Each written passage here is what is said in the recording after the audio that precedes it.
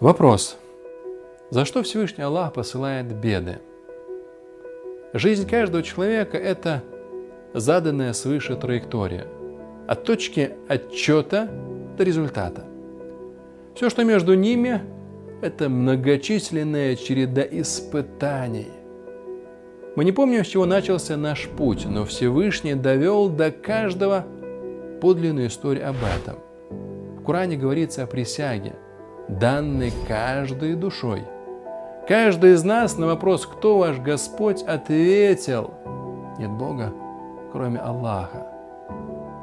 Путь человека состоит из неограниченного количества ступеней. Верующий будет стремиться наверх, атеист предпочтет покой и обходные тропы. Но объединяет их одно – оба они будут держать ответ перед Всевышним за то, как они хранили верность данной присяге. Многие спрашивают, за что Аллах насылает беды, ведь Аллах справедлив. За этим вопросом кроется всего лишь неверное восприятие жизненных ситуаций. Взгляните с другой стороны.